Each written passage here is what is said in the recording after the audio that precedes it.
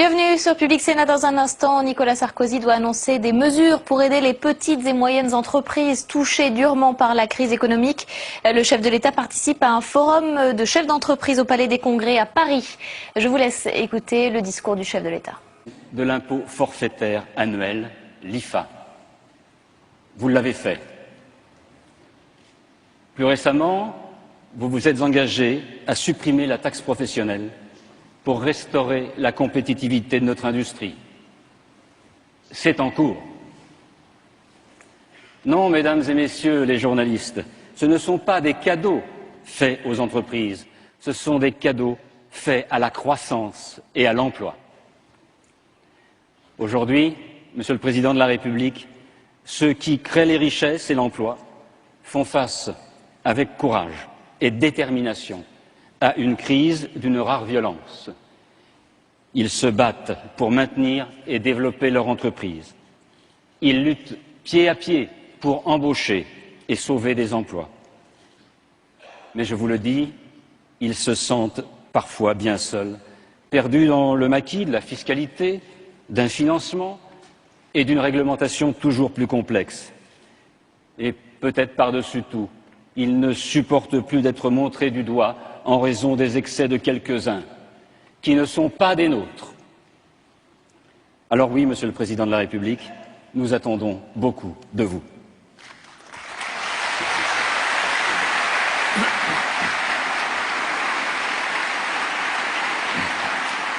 Messieurs les ministres, Messieurs les présidents de commission de l'Assemblée nationale et du Sénat, Monsieur le Président de la CGPME, Mesdames et Messieurs les présidents, Mesdames et Messieurs, et si vous me permettez, chers amis, je me souviens très bien de notre rendez-vous du 7 décembre 2007 à Lyon. Vous m'aviez convié à l'Assemblée des entrepreneurs. À cette occasion, je vous avais dit une chose, ma volonté d'agir. D'agir vite et d'agir en profondeur. Et ma volonté de le faire sur tous les fronts à la fois, pour n'oublier aucun conservatisme, aucun immobilisme. Je vous ai dit que nous allions travailler, que nous allions réformer et que nous allions tout faire en même temps parce que la société française est complexe et qu'on ne peut pas moderniser un côté en omettant les autres. Je sais que cette stratégie a posé problème. Aujourd'hui, on voit bien que nous avions raison de le faire. J'ai été élu pour 5 ans, pour travailler à la première minute jusqu'à la dernière, pas pour commenter les problèmes de la France. Je n'ai pas été élu pour faire une réforme par an et être épuisé à la fin de l'année. Je n'ai pas été élu pour à mi-mandat dire c'est fini, on ne fait plus rien. J'ai été élu pour que ça change, pour résoudre les problèmes du pays, pour renforcer la compétitivité de la France. Je vous avais parlé de la réforme du marché du travail, de la réforme de la formation professionnelle, du travail le dimanche, de la suppression de l'imposition forfaitaire annuelle, des relations fournisseurs-distributeurs, de la fusion ANPE-UNEDIC, de la réforme des régimes spéciaux de retraite, de la mise en place du service minimum, de l'autonomie des universités, tous ces thèmes dont on parlait depuis des années, aujourd'hui je peux revenir devant vous en vous disant c'est fait. Ce ne sont pas des engagements, ce n'est pas une promesse, ce n'est même pas un bilan, ce sont des décisions qui ont été prises. Tous les engagements ont été tenus. Et pourtant, dans le même temps, nous avons connu la pire crise que le monde ait connue depuis les années 30. Face à cette crise, comme il eût été habituel et commode de dire « Ah, il y a la crise, on s'arrête ». Et puis à la sortie de crise, je dis « Ah, il y a la sortie de crise, on n'avance toujours pas ». Et puis après « Ah, il y a des élections, on ne fait rien ». Et puis le lendemain des élections, ah, c'est le lendemain des élections, on ne fait pas plus. Moi, j'ai trouvé dans la crise des raisons d'agir et d'accélérer les réformes. Parce que crise ou pas crise, il y a des problèmes que notre pays porte depuis trop longtemps et auxquels il convenait d'apporter des solutions. Quand la crise est arrivée, à l'initiative de la France, l'Europe a décidé de sauver son système financier. Extraordinaire.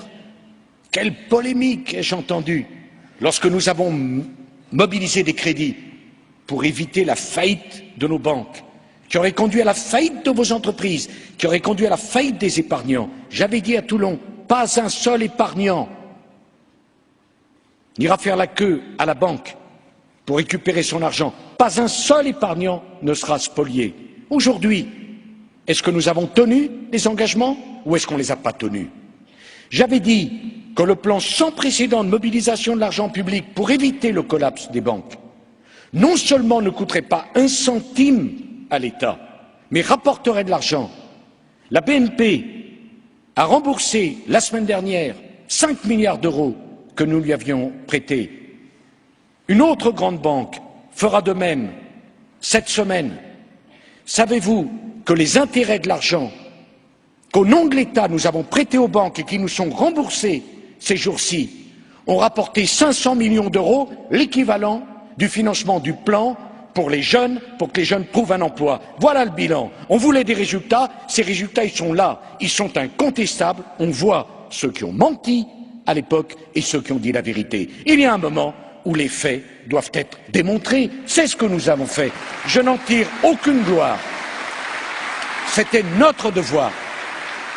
J'ajoute qu'à la différence de ce qui s'est passé dans d'autres pays, il n'y a pas eu un plan, 2 plans, 3 plans bancaires, il y en a eu un seul, parce que le premier fut le bon, et parce que la totalité des autres pays en Europe ont fait leur, le plan français. Je sais parfaitement que l'attitude, cher Jean-Marc Roubaud, d'un certain nombre vous a choqué. Je le sais, ça m'a choqué aussi.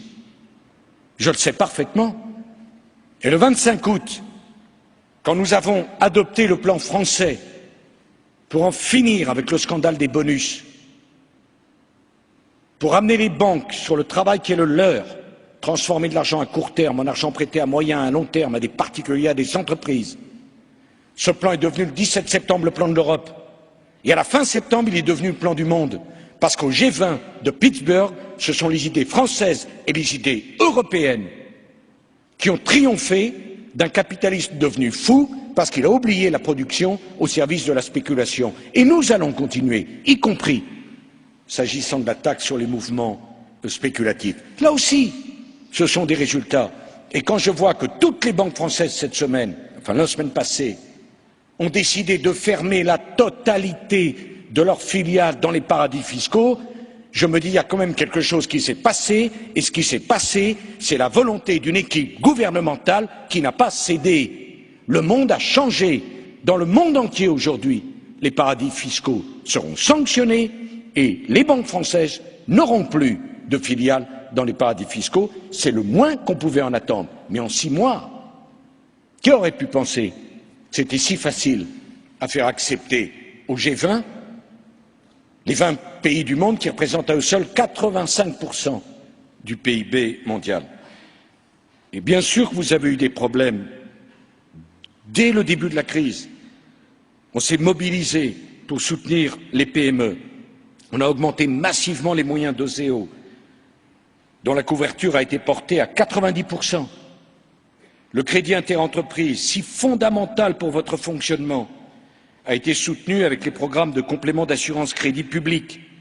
Nous avons mis en place la médiation du crédit et je veux rendre hommage une nouvelle fois à René Ricol qui a fait un travail remarquable parce que c'est un homme courageux qui n'a pas hésité à taper du poing sur la table pour prendre votre défense et pour dire devant le tribunal de l'opinion publique il y a des choses qui ont été scandaleuses.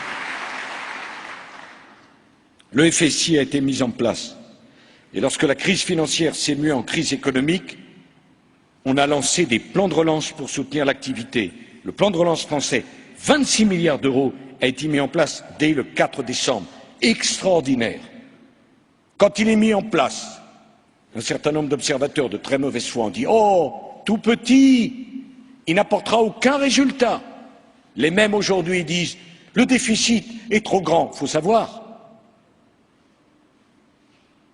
Il y a 6 mois, je n'avais pas assez dépensé. 6 mois après, j'ai trop dépensé. Les mêmes qui disaient « Oh là là, ce plan n'est pas à la hauteur de ce que font les États-Unis d'Amérique. Pourquoi il ne va pas plus loin ?» Les mêmes, dans les mêmes journaux, les mêmes interlocuteurs disent « Mon Dieu, pourquoi il a tant dépensé? Il a servi à rien le plan de relance? Il a sauvé l'industrie automobile française. » Et quand je vois que les ventes d'automobiles en solde, malgré la crise, je le dis devant le ministre de l'Industrie, Christian Estrosi, ont augmenté 2,5%, avec 14% de plus le mois dernier. Ça s'est passé comment? Quand les deux grands constructeurs sont venus nous trouver, il manquait 3 milliards d'euros, parce que plus personne ne voulait leur prêter. L'État était là et a prêté l'argent, parce que nous ne laisserons pas sacrifier l'industrie automobile française. Et quand nous avons décidé de faire la prime à la casse, partout en Europe, on a commencé par dire « Mon Dieu, il est nationaliste ». Aujourd'hui, partout dans le monde, il y a la même prime à la casse qui avait été décidée par les Français. Mais que les choses soient claires, et j'étais très heureux d'entendre le président de Renault, sur les 4 usines qui fabriquent des voitures électriques, 2 les fabriquons en France, parce que l'argent du contribuable français servira à soutenir l'emploi en France. Ce n'est pas du protectionnisme, c'est du bon sens. Voilà ce que nous avons fait pour sauver l'industrie automobile française. Et le logement, je parle sous le contrôle des parlementaires. Le cellier, c'est quoi si ce n'est un avantage fiscal pour relancer le logement? Le rachat de tous les programmes sociaux et collectifs qui étaient arrêtés par l'État. Si aujourd'hui le logement repart, c'est parce que nous sommes engagés dans un plan sans précédent.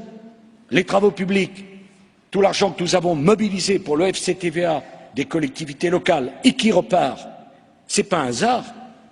Si de tous les pays d'Europe, la France est celui qui a les meilleurs résultats. Les meilleurs résultats pour cette année et d'après les prévisions d'organismes indépendants, également pour l'année prochaine. Et d'ailleurs le FMI l'a dit, attention, continuez à soutenir la croissance. Et à ceux qui me parlent des déficits, je leur dis oui, oui, bien sûr, il faut s'en occuper. Mais si on revenait dans la dépression, les déficits seraient bien plus grands. Notre devoir, dans un pays qui a perdu 54 milliards d'euros de recettes à cause de la crise, c'est de retrouver la croissance pour que les recettes reviennent.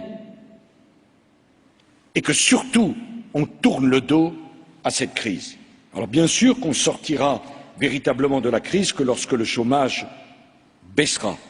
Alors pour que le chômage baisse, il faut bien sûr que la croissance revienne, mais il faut que nous soyons plus productifs. Il faut que nous permettions à ceux qui travaillent d'être libres de le faire sans entrave, que nous permettions à ceux qui veulent créer des richesses de créer leurs entreprises et par-dessus tout de la développer. Jean-Marc Roubaud a raison. Je lis à longueur de colonne que le chômage est le premier problème. Bien sûr, si le chômage est le premier problème, c'est donc que l'emploi est la première solution. Et pour que l'emploi soit la première solution, il faut aider les entreprises. On me dit « Ah, vous avez fait dans le budget excellent de Éric Woerth, vous avez fait la priorité pour l'entreprise ». Bien sûr, parce que qui crée des emplois si ce n'est les entreprises? Qu'est-ce qu'on attend de moi, en période d'augmentation du chômage, de faire moins pour les entreprises, pour qu'il y ait moins d'emplois, moins de croissance? Opposer les entreprises et les ménages n'a aucun sens, parce que les entreprises créent des emplois pour les ménages. Faire pour les entreprises, c'est donner du pouvoir d'achat aux ménages, c'est faire reculer le chômage et permettre de renforcer la compétitivité de la France. Opposer les uns aux autres n'a absolument aucun sens. Alors, montée du chômage, insuffisance de l'investissement. Voilà les problèmes qui sont ceux de notre pays. Eh bien, pour cela, nous allons prendre un certain nombre de mesures. D'abord, je vous annonce que nous allons prolonger la mesure zéro charge dans les petites entreprises, car elle a été un vrai succès.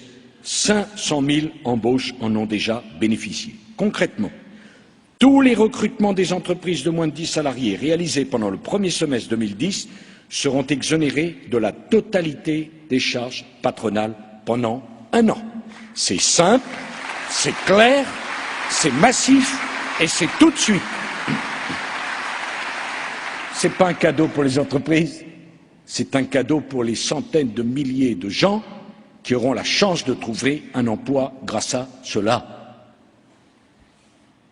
Je compte également sur vous pour vous mobiliser en faveur de l'emploi des jeunes, un sujet majeur, en vous engageant résolument dans les formations en alternance. Soyons concrets. Si vous recrutez un apprenti, je le dis devant Laurent Wauquiez, qui fait un travail tout à fait remarquable pour donner leur chance aux jeunes, si vous recrutez un apprenti avant le 30 juin 2010, vous ne payerez aucune charge patronale. Si vous êtes une entreprise de moins de 50 salariés et que vous embauchez des apprentis supplémentaires, vous bénéficierez d'une aide de 1 800 € par apprenti. Et pour les recrutements en contrat de professionnalisation, les choses sont également claires. Vous disposerez d'une aide de 1 000 € portée à 2 000 € si le jeune concerné n'a pas le niveau du bac.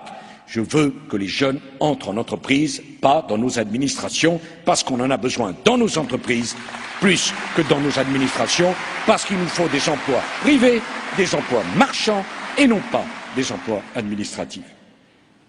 L'investissement, c'est un mal français, l'insuffisance d'investissement. La crise a aggravé cette faiblesse. Et l'investissement des entreprises diminuera de 7,6% en 2009. Il ne faut pas s'étonner de cela.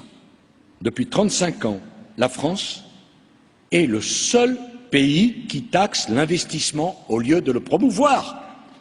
Mais c'est scandaleux. C'est scandaleux de dire qu'on veut promouvoir l'investissement et le taxer. Ça n'a aucun sens. Ça tue la crédibilité de la parole publique. Avec la réforme de la taxe professionnelle, nous engageons une révolution dans notre système fiscal. Et j'assume le choix de la taxe carbone en même temps. Pourquoi je l'assume ensemble et je le dis devant vous? Parce que nous allons cesser de taxer ce qui est bon pour notre pays, l'investissement, pour taxer ce qui est mauvais pour notre pays, la pollution. Si on ne change pas l'assiette de la fiscalité et si on taxe toujours l'investissement et le travail, il ne faut pas s'étonner que la tentation de la délocalisation soit immense. Depuis 35 ans, nous savons que la taxe professionnelle qui pèse sur les investissements est une aberration économique. Pendant 35 ans, notre système fiscal, je le dis, a encouragé les entreprises à délocaliser les usines. En 1999, on a cru bien faire en supprimant la part salariale de la taxe professionnelle pour aider l'emploi. Mais dans le même temps, on a concentré encore plus l'imposition sur l'industrie, donc précisément sur les secteurs les plus exposés à la concurrence internationale. On a créé les conditions pour qu'il n'y ait plus en France ni industrie ni ouvriers. Et d'ailleurs, on était en passe d'y arriver avec l'aide des 35 heures. Et ce n'est pas un hasard si la France est devenue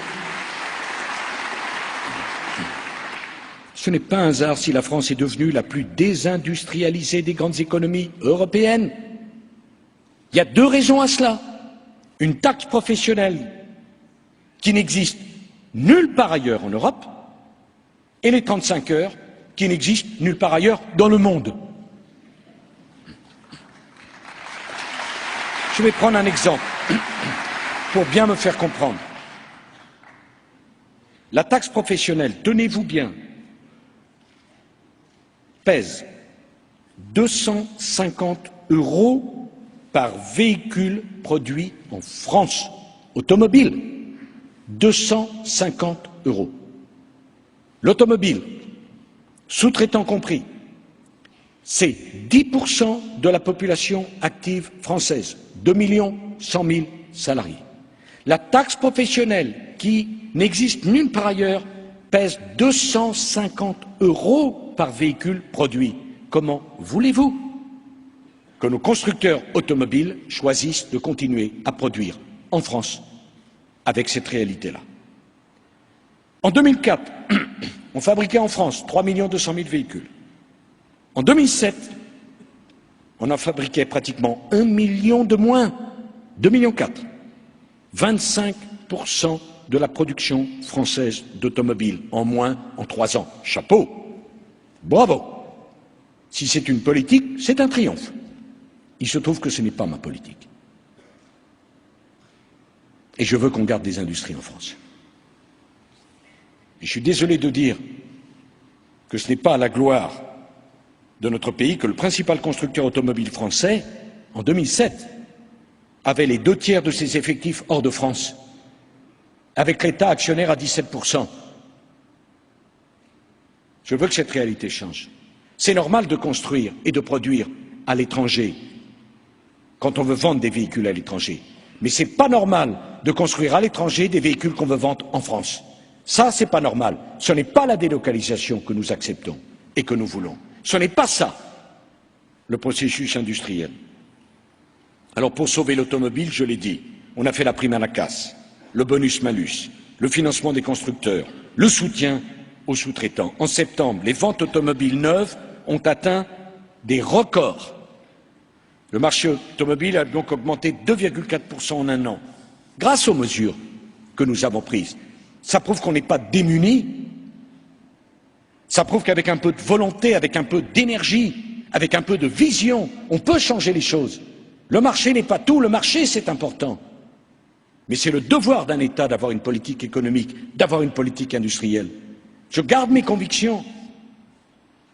Mais la démission face au marché et face à la fatalité, ce n'est pas acceptable.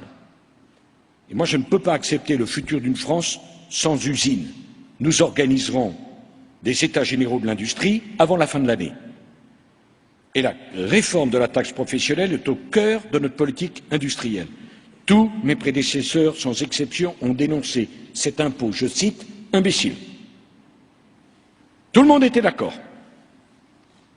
C'est curieux, personne ne l'a supprimé. Il doit y avoir un bug quelque part. Eh bien, comme je m'étais engagé, dès l'année prochaine, 2010, il n'y aura plus de taxe professionnelle sur les investissements des entreprises. C'est terminé. Vous pourrez investir et vous ne payerez pas un centime de taxe professionnelle sur les investissements. C'est un choc de compétitivité pour notre entreprise. Et cette réforme de la taxe professionnelle se fera en un an. Et je remercie Éric Woerth, parce que je sais parfaitement que ses services lui avaient dit « Oh ben non, mais la taxe professionnelle, c'est une bonne réforme. Mais allez, si vous voulez aller très vite, on va la faire en 10 ans. Mais il serait plus raisonnable de la faire en 20 ans. Et on est prêt à vous proposer un scénario en 30 ans. » Nous avons décidé avec Éric qu'elle se ferait en un an. Parce que soit la taxe professionnelle est un bon impôt, dans ce cas-là, il faut le garder. Soit c'est un mauvais impôt, dans ce cas-là, il faut le supprimer. Il faut prendre maintenant des décisions et s'y tenir. Cela se traduira en 2010, Monsieur le Président, par un allègement de trésorerie de 12 milliards d'euros pour les entreprises françaises. Ce n'est pas un cadeau. Ce que nous voulons, c'est que vous soyez compétitifs, que vous gagniez des parts de marché, que vous apportiez de la croissance à l'économie française et que vous créez des emplois. En régime de croisière, cette réforme représentera 6 milliards d'allègements d'impôts sur les entreprises. Et la cible de cette réforme, je le dis clairement, ce sont les entreprises qui sont exposées à la concurrence internationale pour renforcer la compétitivité de ces entreprises. Pour la quasi-totalité des entreprises françaises, l'impact de la réforme se traduira par un allègement d'imposition très significatif. Et je souhaite que vous, les entrepreneurs, vous jouez le jeu de notre territoire et de notre pays, que vous investissiez en priorité en France, puisqu'aucune charge fiscale ne pèsera sur les investissements. Tous les secteurs économiques seront gagnants à la réforme. Dans certains cas limités, certaines entreprises verront un ajustement de leur cotisation de taxe professionnelle. J'ai demandé à Christine Lagarde de prévoir des mécanismes d'étalement sur 5 ans et d'abattement afin de limiter certains contre-effets de la suppression de la taxe professionnelle. J'ai demandé que le plafonnement de la taxe professionnelle par rapport à la valeur ajoutée soit ramené, Monsieur le Président, de 3,5% aujourd'hui à 3% dès 2010. C'est une demande que vous présentiez depuis bien longtemps. Cette demande est satisfaite. Aucune entreprise ne paiera plus de 3% du montant de sa valeur ajoutée au titre de la taxe professionnelle. Nous instituerons également un deuxième plafonnement qui tiendra compte de la part de la valeur ajoutée dans le chiffre d'affaires, parce que nous voulons prendre en compte la situation des entreprises à forte valeur ajoutée. Alors, dans l'environnement budgétaire qui est le nôtre, nous devons faire des choix, nous devons fixer des priorités. Notre priorité, c'est notre politique industrielle. Je sais bien que l'industrie ne pèse que 14% de la valeur ajoutée et des emplois, mais elle contribue à 30% à l'investissement privé, à 90% à la recherche privée, à 80% à l'exportation. Tout le monde profitera de la baisse de la taxe professionnelle, soit directement, soit indirectement. Notre politique est cohérente. C'est une politique globale de compétitivité. En 2008, nous avons triplé le crédit impôt recherche. Pour soulager la trésorerie des entreprises, nous avons décidé de prolonger en 2010 le remboursement immédiat des créances de crédit impôt recherche décidées dans le cadre du plan de relance. En 2010, nous poursuivrons la suppression de l'imposition forfaitaire annuelle que je vous avais annoncée à Lyon. En 2010, c'est la quasi-totalité des PME, celles dont le chiffre d'affaires est inférieur à 15 millions d'euros, qui seront définitivement exonérées. Et à la fin 2010, l'IFA n'existera plus. Voilà une demande de tous les congrès de la CG PME qui sortira définitivement de vos congrès.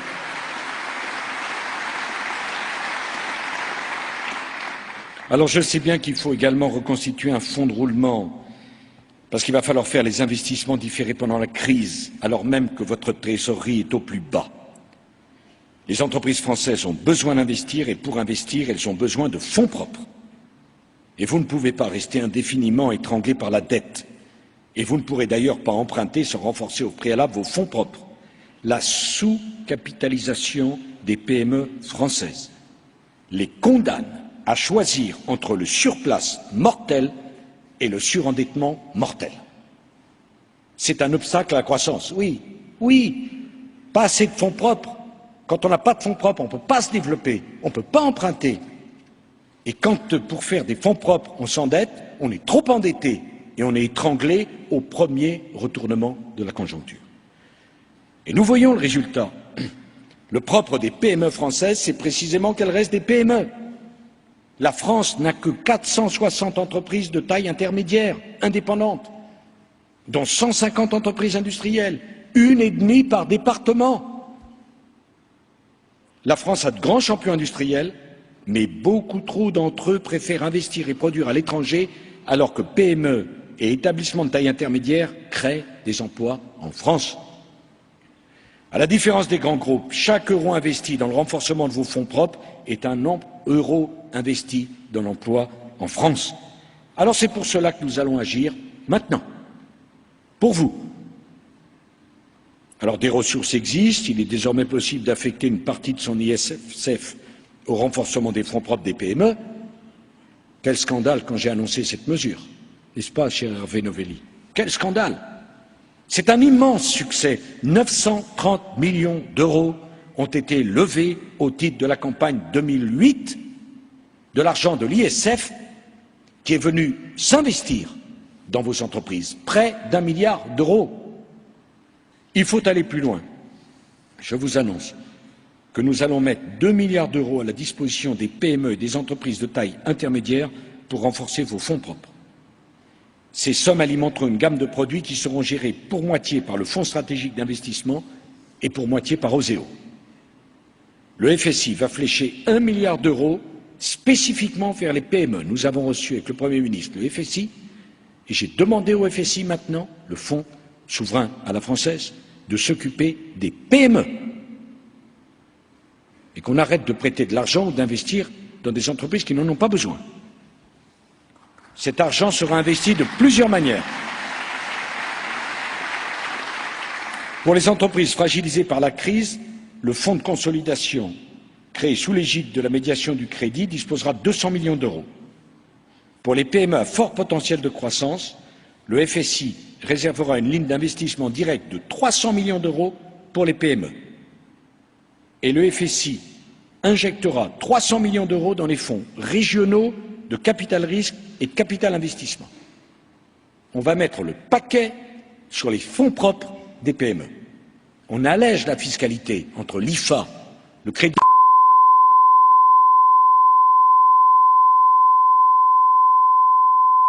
renforce votre compétitivité. Et avec le FSI et OSEO, on met 2 milliards d'euros pour renforcer vos fonds propres. C'est une politique cohérente. pour que vous soyez libérés des contraintes et que vous puissiez vous développer. Alors, je sais que ces investissements en capital ne sont pas des questions simples. Et je sais que pour nombre d'entre vous, ouvrir votre capital à des investisseurs extérieurs, c'est une décision très lourde. On n'a pas toujours envie de rendre des comptes à des administrateurs qu'on ne connaît pas. L'ouverture du capital, ce que je pense, est une étape nécessaire de la croissance et de la maturité d'une entreprise. Je ne connais aucun grand groupe qui soit à 100% dans les mains d'une famille. Je connais en revanche beaucoup d'entreprises formidables dont la famille a conservé le contrôle tout en mobilisant pour son développement l'épargne des investisseurs et des particuliers. Mais le choix doit rester entièrement libre et l'apport de fonds propres est une urgence. C'est la raison pour laquelle nous avons décidé, connaissant votre sensibilité à l'ouverture du capital, de vous proposer des quasi-fonds propres. Car les quasi-fonds propres ont un avantage, c'est que c'est de l'argent à long terme, peu cher, sans que vous soyez obligé d'ouvrir votre capital. Mais vis-à-vis de vos créanciers, les quasi-fonds propres ont le même rôle que les fonds propres, mais vous gardez une liberté totale dans le pilotage de votre entreprise. Eh bien, je vous annonce que le Fonds souverain à la française consacrera 300 millions d'euros à ces quasi-fonds propres, sous la forme d'obligations convertibles. Elles seront de longue durée, avec un taux d'intérêt moyen ou fort selon qu'elles seront ou non converties en capital. Et vous aurez le choix de refuser la conversion. Et elles auront un intérêt majeur, vous aurez une réponse rapide. Je vous annonce que nous avons demandé que pour les dossiers de moins de 4 millions d'euros, le Fonds souverain à la française vous donnera une réponse en moins de 4 semaines. C'est un engagement que je prends devant vous. Parce que des fonds richement dotés, où il faut attendre 4 ans pour avoir un accusé de réception, ce n'est pas exactement ce que je souhaite. Oseo mobilisera pour sa part 1 milliard d'euros sous la forme de prêts participatifs. Ce seront des prêts sans garantie, de longue durée, à remboursement différé. Alors bien sûr, ils auront un taux d'intérêt supérieur aux prêts bancaires classiques, parce qu'ils seront plus risqués et qu'il n'y aura pas de garantie. Cet argent, nous ne l'empruntons pas pour le mettre à la charge des générations futures. Ces 2 milliards d'euros ne seront pas dépensés, mais investis dans l'économie française. Ils produiront un double bénéfice, celui des intérêts versés à l'État et surtout celui de la croissance et des emplois des entreprises. J'ai demandé à Christine Lagarde, au FSI et à Oseo que ces produits soient immédiatement disponibles. Le dispositif FSI PME, je vous l'annonce, est immédiatement opérationnel et vous pouvez vous adresser, dès le sortir de cette réunion, directement au FSI ou à la direction régionale de la Caisse des dépôts, cher Augustin. Les prêts participatifs d'Oseo seront disponibles directement chez Oseo et dans l'ensemble des réseaux bancaires à partir du 1er novembre. Et Hervé Novelli, dont je remercie pour son dynamisme, animera une table ronde dans quelques instants pour vous expliquer le détail de ces produits. Je ne suis pas venu faire un discours stratosphérique. Je suis venu en homme de terrain parler à des femmes et à des hommes de terrain. Et là encore, vous jugerez au résultat. Je voudrais en terminer en parlant des déficits. Nos déficits se creusent du fait de la crise et de l'effondrement des recettes. Alors on me dit, est-ce bien le moment d'aider les entreprises? Mais si nous n'avions pas supprimé la taxe professionnelle sur les investissements, c'est progressivement l'assiette même de cet impôt qui allait disparaître. Nous allions être face à un impôt virtuel, car peu à peu, toutes les entreprises industrielles qui en supportaient l'essentiel disparaissaient ou se délocalisaient. La preuve? Quel est le premier contribuable de la taxe professionnelle? L'État.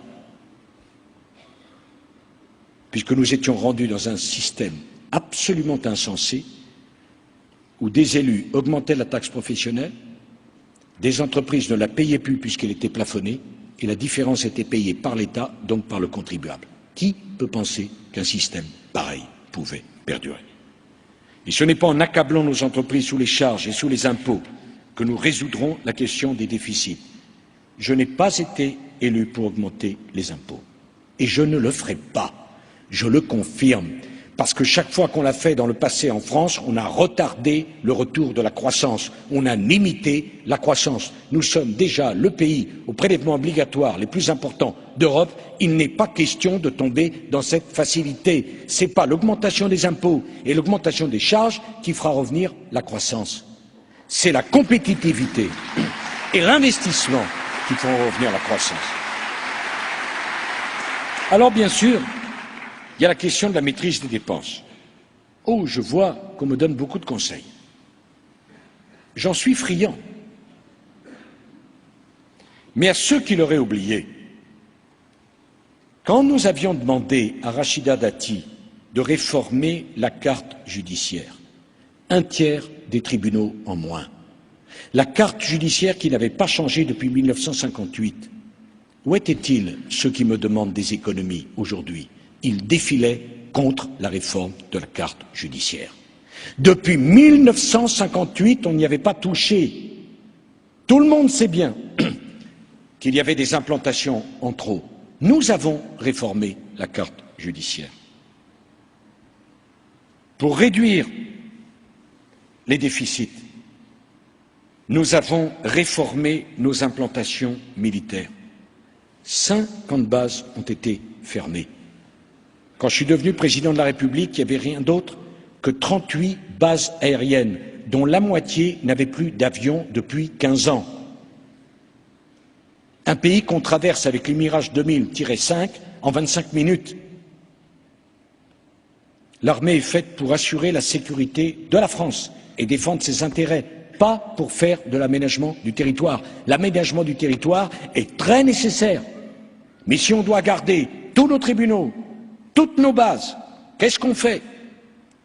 Nous venons de faire voter la loi sur l'hôpital, parce que l'hôpital, c'est 51% des dépenses d'assurance maladie, et qu'il faut regrouper un certain nombre de structures pour être plus efficace, pour mieux soigner, et pour qu'on consacre l'argent, non pas à entretenir des structures qui n'ont pas les moyens d'être compétitives et d'être efficaces, mais pour financer de nouvelles machines, de nouveaux traitements, de nouveaux médecins qui permettront d'assurer votre santé. Depuis que je suis président de la République, j'ai fait respecter intégralement la règle du non-remplacement d'un fonctionnaire sur deux qui part à la retraite. Nous avons supprimé 100 000 emplois publics. Ça n'était jamais arrivé en France. Lorsqu'on sait que les salaires plus les retraites, c'est plus de 50% du budget de la nation.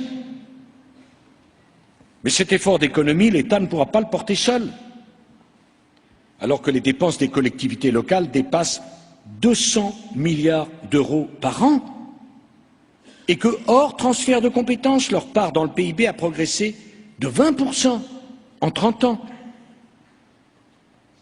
C'est la raison pour laquelle je porterai dès cet automne, avec le Premier ministre, une réforme ambitieuse des collectivités territoriales qui conduira à la diminution, à la division par 2 du nombre des élus dans nos territoires.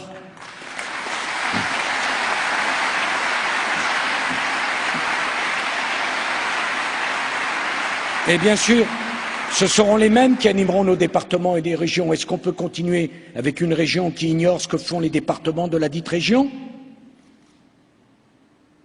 Communes, communauté de communes, départements, régions, État, Europe, là aussi, tout le monde le sait bien, tout le monde l'a dénoncé. Qui l'a fait? Eh bien, dès les prochaines élections régionales, pas celles-ci, les suivantes, lorsque vous voterez à la fois pour votre élu départemental et votre élu régional. Et ils feront les deux en même temps.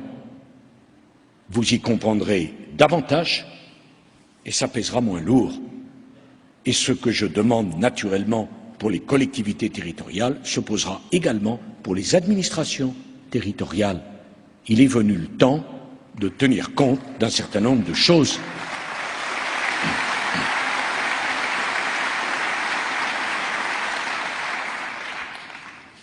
Mais vous savez, mesdames et messieurs, ça c'est le programme jusqu'à la fin de cette année.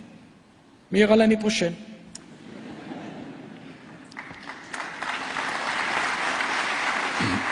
Et je ne me déroberai pas. D'ici à la fin de l'année, j'annoncerai la réforme des lycées, parce qu'il est absolument capital que nous ayons les meilleurs lycées d'Europe, comme nous allons avoir les meilleures universités d'Europe. La réforme de la justice. Et je ne me déroberai pas l'année prochaine sur la question des retraites. Nous sommes confrontés à l'augmentation du coût du vieillissement. Alors certes, grâce à notre démographie, nous pourrons faire mieux face que la plupart des autres pays européens. Mais ce coût pèsera lourdement sur nos finances publiques. Si nous voulons préserver notre système social qui fonctionne depuis 1945, il faudra s'adapter aux défis démographiques. J'ouvrirai ce chantier en 2010, en concertation étroite avec les partenaires sociaux. Toutes les solutions seront examinées sans tabou. Je voyais en lisant la presse ce matin que des gens apparemment qui me connaissent mal disent « Oh là là, il en parle, mais il ne l'ouvrira pas ». Eh bien, rendez-vous en 2010. J'ai été élu pour résoudre les problèmes du pays, pour les résoudre tout de suite, avec justice et avec équité. Je ne me sens prisonnier d'aucune famille politique. J'ai un devoir vis-à-vis de chaque Français, qu'il ait voté pour moi ou qu'il n'ait pas voté pour moi. J'ai un devoir vis-à-vis de chacun d'entre eux, de chacun d'entre vous.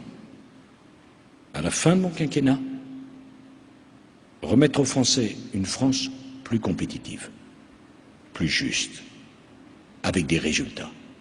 Je ne suis pas un homme à attendre que la crise et le ciel nous tombent sur la tête pour agir. Je ne suis pas un homme à dire à la fin de mon quinquennat « Oh là là, j'ai pas eu le temps ». On travaille de la première minute à la dernière minute. C'est ça le sens de l'action de l'équipe gouvernementale.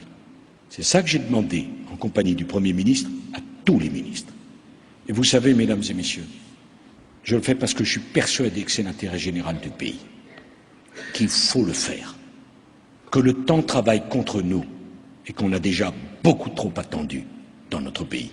Et qu'au fond, si j'ai été élu, c'est pour agir, pas pour attendre. Je vous remercie.